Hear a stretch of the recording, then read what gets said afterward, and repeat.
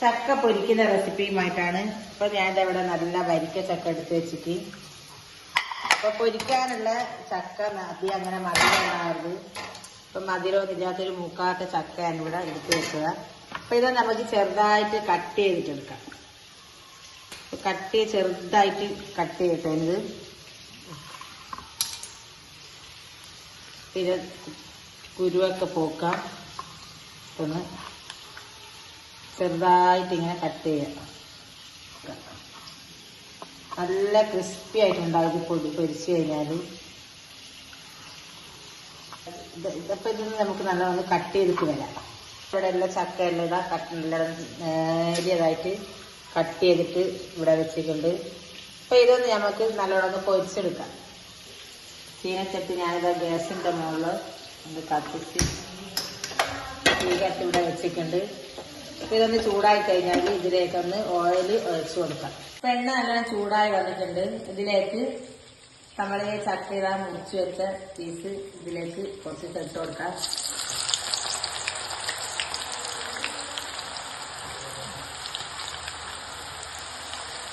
ഇതൊന്ന് പൊരിച്ചെടുക്കാം. അതിൽ കുറച്ചായിട്ട് അങ്ങനായിട്ട് പൊരിച്ചെടുക്കുക. നല്ല ടേസ്റ്റുള്ള നല്ലൊരു സാധനം. നമ്മുടെ വീട്ടിൽ തന്നെ പൊരിച്ച് കുറേ ദിവസം നമുക്ക് ഇതിലാക്കി കണ്ടെയ്നറിൽ വെക്കാം. കുറേ നാൾ വെക്കാൻ പറ്റുന്നൊരു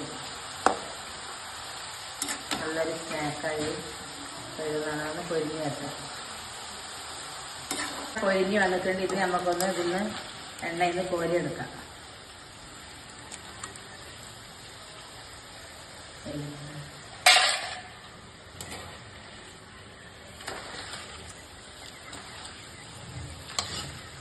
കൂടി നല്ലോണം ഒന്ന് പൊരിയിട്ടുണ്ട്.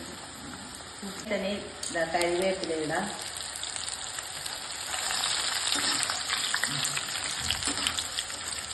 ഒന്ന് നല്ലോണം ഒന്ന് പൊരിച്ചെടുക്കാം.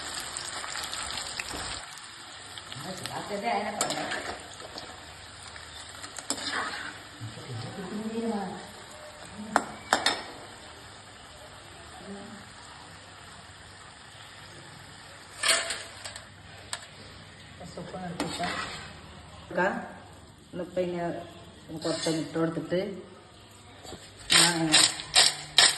ഇങ്ങനെ ആക്കിയാൽ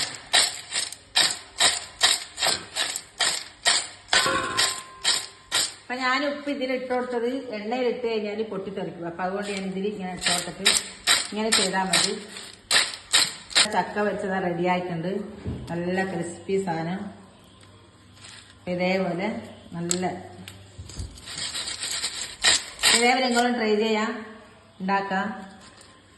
ഇപ്പോൾ ഷെയർ ചെയ്യുക, ലൈക്ക് ചെയ്യുക, സബ്സ്ക്രൈബ് ചെയ്യുക. അപ്പോൾ അടുത്ത വീഡിയോ ആയിട്ട് വരുന്നവരെ ഇൻഷാ അല്ലാഹ് അസ്സലാമു അലൈക്കും.